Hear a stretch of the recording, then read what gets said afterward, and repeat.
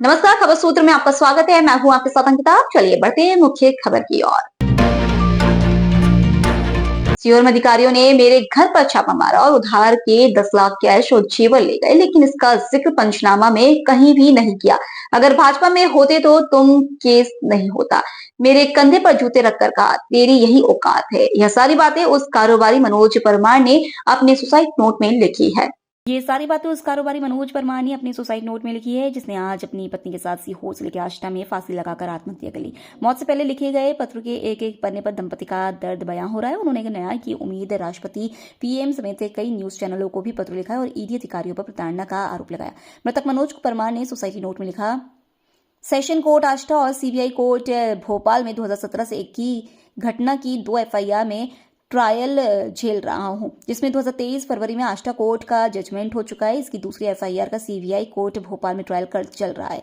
तीसरी बार मेरे घर पर 5 दिसंबर 2024 को ईडी ने सुबह 5 बजे रेड की, जिसमें उन्होंने पूरे घर की सर्चिंग की। लगभग 9 बजे रात कुछ दस्तावेज और मेरे घर पर रखे 10 लाख रुपए और 70 ग्राम सोने की ज्वेलरी लेकर गए। 10 लाख रुपए 2 दिन पहले ही मैंने अपने रिश्तेदार दिनेश परमार से लिए थे, जो शराब ठेकेदार है। मेरी पत्नी, जिसका 2013 का बैंक ऑफ बड़ौदा का लोन है, उसका ओटीएस करने के लिए उधार लाया था। वह सारा रुपया भी ईडी के असिस्टेंट डायरेक्टर संजीत कुमार साहू और उनका साथी राधेश्याम विश्नोई लेकर गए। मुझे जब पंचनामा दिया, उसमें ना कहीं पर 10 लाख रुपए का जिक्र था और ना ही 70 ग्राम सोने की जब्ती का। उन्होंने यह भी बताया कि अधिकारी संजीत कुमार साहू ने सर्चिंग के दौरान मेरे कंधों पर अपने जूते सहित पैर रखे और कहा, तेरी यही औकात है। अगर बच्चों को जिंदा रखना चाहता है तो उन्हें भाजपा ज्वाइन करवा दे। सीबीआई केस में तेरी जमानत हो गई। मृतक कारोबारी ने कांग्रेस पार्टी तमाम नेताओं, खासकर राहुल गांधी से निवेदन किया कि पार्टी से जुड़ने की वजह से हमें परेशान किया जा रहा है, जिसके कारण मुझे आत्महत्या करना पड़ रहा है। मेरे मरने के बाद इन बच्चों की जिम्मेदारी आपकी और कांग्रेस पार्टी की है, जिससे कांग्रेस के लोगों में यह संदेश आए कि कांग्रेस पार्टी अपने कार्यकर्ताओं के साथ खड़ी है।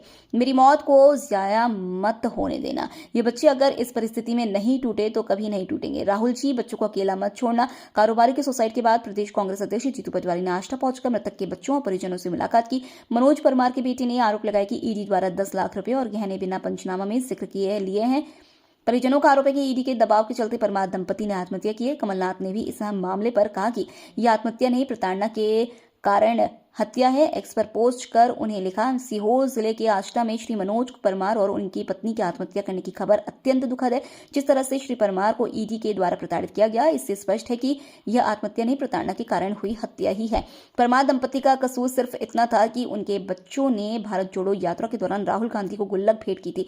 पूरे देश में ईडी को राजनीतिक विद्वेष का हथियार बना लिया गया है। पहले विरोधियों और नेताओं को जेल भेजा जाता है और अब इस तरह का उत्पीड़न किया जा रहा है कि परेशान होकर लोग आत्महत्या करने तक को विवश हैं।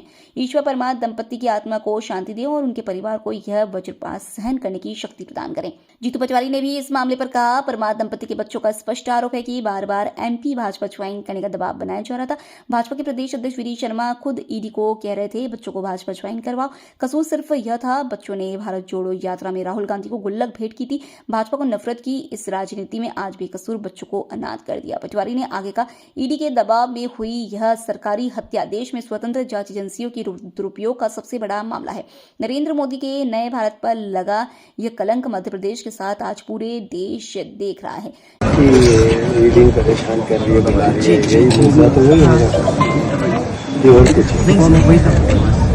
वही था मुद्दा। बीजेपी ईडी के द्वारा बीजेपी जबरदस्ती हमको उनकी पार्टी में लेना चाहिए।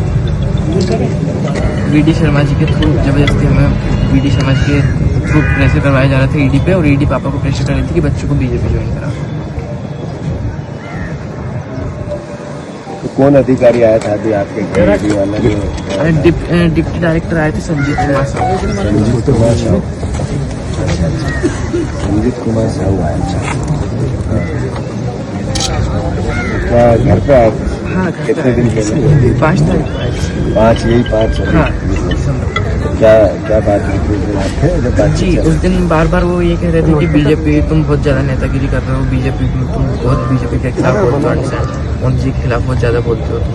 अभी अगर तुम्हें बचना हो तो बीजेपी ज्वाइन करा दो, बच्चों को तुम्हें बचा देंगे, वरना कहेंगे कि तुम कभी जीवन में जेल से बाहर नहीं आ पाओगे। ऐसे ईडी ऑफिसर संजीत कुमार साहू।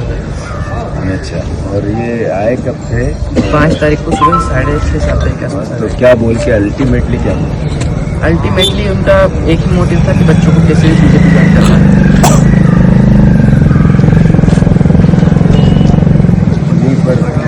से बीजेपी ज्वाइन करे ये एक अलग इशू है, पर उन्होंने जैसे 5 को आए तो क्या निर्देश दे के गए, क्या बुला के गए, ईडी ऑफिस आना है क्या ऐसा? हाँ बोल के गए थे ईडी ऑफिस आना है, क्या क्या आपको ईडी ऑफिस आना है क्या आना है? 11 तारीख मैंने 11 कब की गई है हाँ बस। उसके बाद कोई नहीं बात है कि बोल पाना है कि आप आए नहीं, ऐसा कुछ हुआ ऐसा नहीं। पर प्रेशर आपके फादर के ईडी का, ईडी का और बीजेपी का दोनों। बीजेपी का कैसे था? सर वीडी शर्मा जी पूछ करवा रहे थे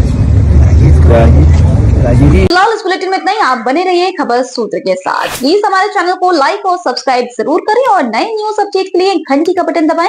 साथ ही हमारे चैनल के साथ जुड़ने के लिए आपके मोबाइल स्क्रीन पर दिए नंबर पर संपर्क कर हमारे चैनल से जुड़ सकते हैं।